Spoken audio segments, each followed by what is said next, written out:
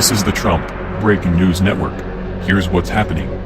Judge Halts Obama administration's overtime rule in a victory for states and workers. By Osteniak. A coalition of 21 state attorneys general and governors successfully sued to block the Obama administration's overtime rule. With less than 2 months to go before President-elect Donald Trump's inauguration, President Obama's legacy took another blow this week, this one from Judge Amos Mazzant, who he appointed to the Eastern District of Texas. On Tuesday, Mazzant blocked the U.S. Department of Labor's new overtime rule, which was set to go into effect December 1. Nevada Attorney General Adam Laxalt, in partnership with 20 other state attorneys general and governors, had sued to stop it, and the group was granted a preliminary injunction. Now, the rule will not be implemented as litigation continues.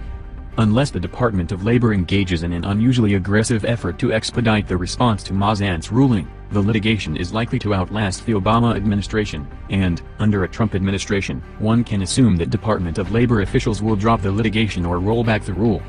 As I previously reported at National Review Online, the new rule forces both public and private sector employers to pay time and a half overtime to any hourly employees earning less than $47,476 per year, nearly double the old threshold of $23,660.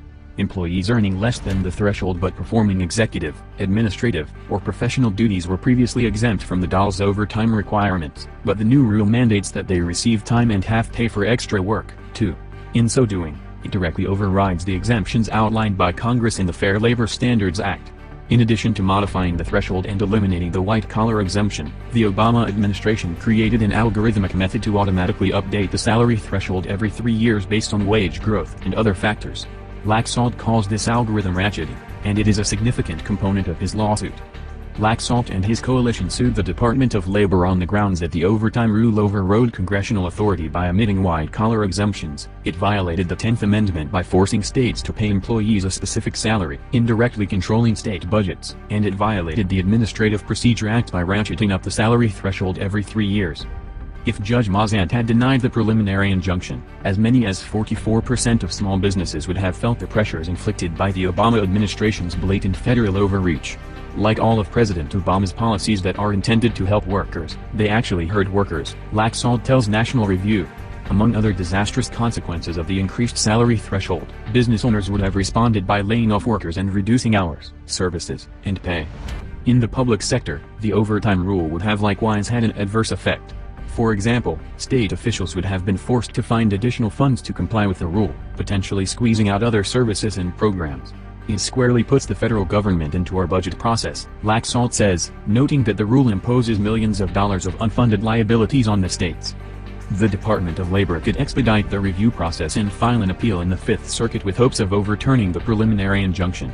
But, based on the legal rationale provided in Mazzant's court order, it seems that Laxalt's coalition would have a good chance of ultimately prevailing in court over the Department of Labor. Mazzant wrote, the state plaintiffs have shown a likelihood of success on the merits because the final rule exceeds the department's authority. While the ruling is good news for the states and workers, it's bad news for Obama's legacy. His signature policies, from Obamacare to the overtime rule to the Iran deal, are in jeopardy as his time in the Oval Office dwindles. Osteniak is a William F. Buckley Fellow in Political Journalism at the National Review Institute. This has been the Trump Breaking News Network. Please subscribe and share to stay up to date on the latest news about our president. Be informed.